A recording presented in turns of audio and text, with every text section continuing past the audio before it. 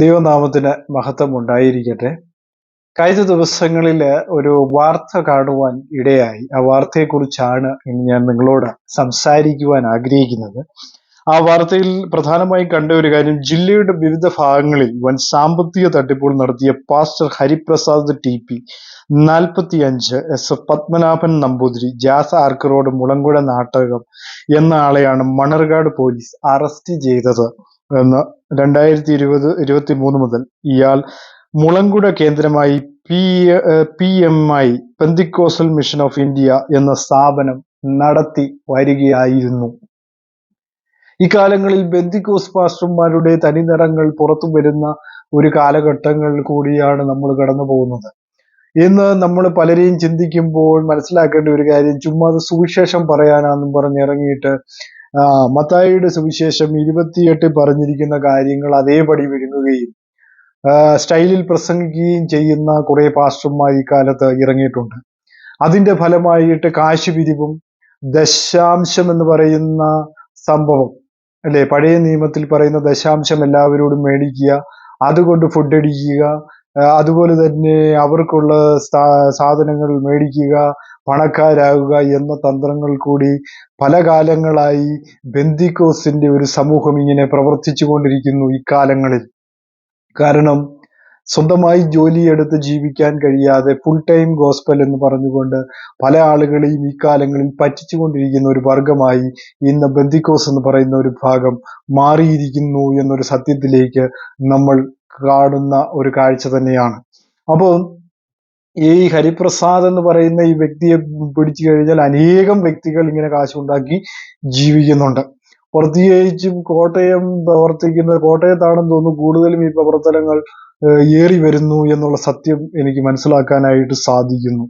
കാരണം ഇപ്പൊ പിടിച്ചിരിക്കുന്നത് കോട്ടയം മണർകാട് എന്നുള്ള പ്രദേശത്തു നിന്നാണ് ഇദ്ദേഹത്തെ പിടിച്ചിരിക്കുന്നതെന്നാണ് മനസ്സിലാക്കാനായിട്ട് സാധിക്കുന്നത്. ഇങ്ങനെ ഇവരുടെ പ്രധാന തട്ടിപ്പുകൾ എന്ന് പറയുന്നത് മത്തായിയുടെ സുവിശേഷത്തിലാണ്. മത്തായിയുടെ സുവിശേഷത്തിൽ നമ്മൾ വായിക്കുമ്പോൾ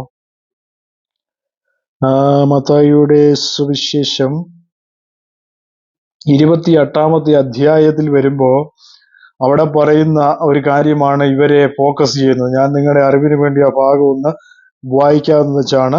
ആ ഭാഗത്തില് അപ്പൊ നിങ്ങളുടെ അറിവിന് വേണ്ടി ഞാനത് പറയാതെ വായിക്കുകയാണ് ഏറ്റവും നല്ലതെന്നാണ് എനിക്ക് തോന്നുന്നത്.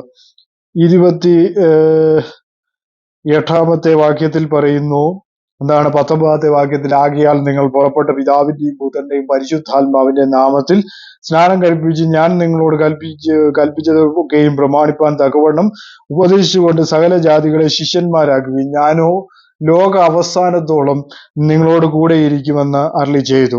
ഇതേ വാക്യം തന്നെ മർക്കോസിലേക്ക് ചെല്ലുമ്പോൾ മർക്കോസിൽ നമ്മൾ കാണുന്നുണ്ട്.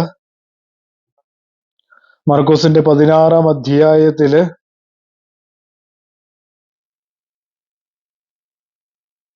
മർക്കോസിന്റെ 16-ാം അധ്യായം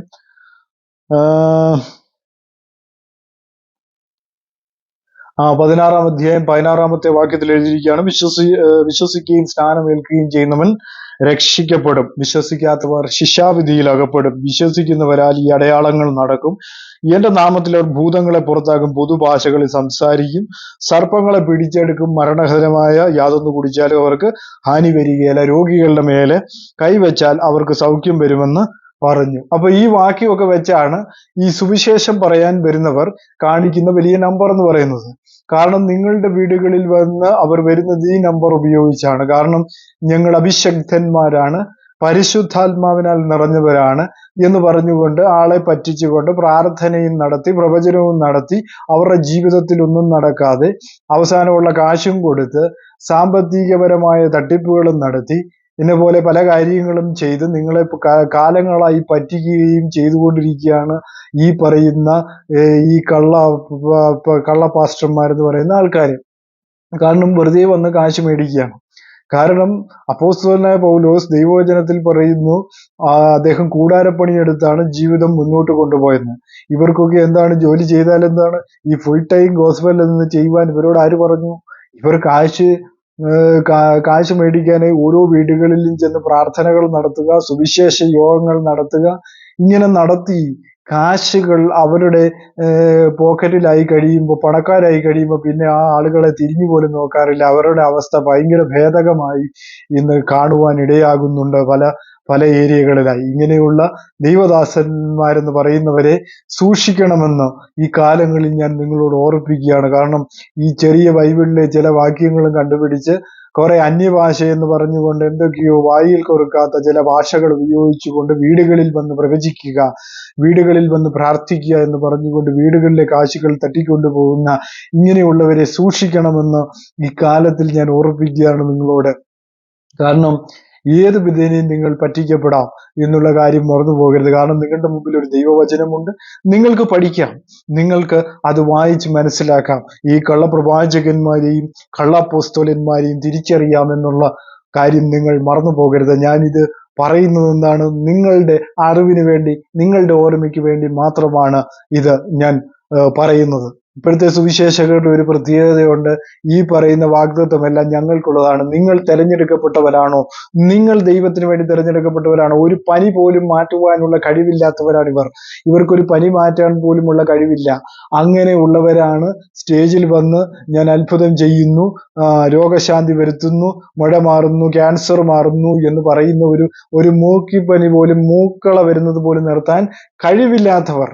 അവരാണ് പനി വരുമ്പോഴും മൂക്കള വരുമ്പോൾ നിർത്താൻ പോലും കഴിവില്ലാത്ത ഈ ആൾക്കാരാണോ നിങ്ങളെ സഹായിക്കുമെന്ന് പറയുന്നത്? അവർ പ്രാർത്ഥിച്ചാൽ പലതും സംഭവിക്കും, അത്ഭുതം സംഭവിക്കും എന്ന് പറഞ്ഞാൽ ഒന്നും സംഭവിക്കാത്ത അവരാണ്, വെറും ആക്ടിങ് നടത്തുന്ന അവരാണോ നിങ്ങൾക്ക് സൗഖ്യം തരാൻ പോകുന്നത്? അവരുടെ മുമ്പിലാണോ നിങ്ങൾ കാശ് കൊണ്ട് കൊടുക്കുന്നത്? നിങ്ങളുടെ നിങ്ങൾക്ക് തന്നെയാണ് അതിന്റെ നഷ്ടമെന്ന് ഞാൻ ഉറപ്പിച്ചു കൊള്ളട്ടെ. അതുകൊണ്ട് ഇങ്ങനെയുള്ള ബെന്തിക്കോസ് എന്ന് പറയുന്ന പേരുകൾ പറഞ്ഞുകൊണ്ട് വരുന്നവരെ സൂക്ഷിക്കുക എന്നോർപ്പിച്ചുകൊണ്ട് ഈ വചനങ്ങൾ ഇവിടെ നിങ്ങൾക്ക് മനസ്സിലായെന്ന് കരുതിക്കൊണ്ട് ഞാനിവിടെ നിർത്തട്ടെ. അടുത്ത എപ്പിസോഡുമായി ബുക്ക് ഓഫ് ലോഡ് വീണ്ടും കടന്നു വരും. എല്ലാവരെയും ദൈവം ധാരാളമായും സമൃദ്ധിയായും അനുഗ്രഹിക്കട്ടെ. ആമേൻ.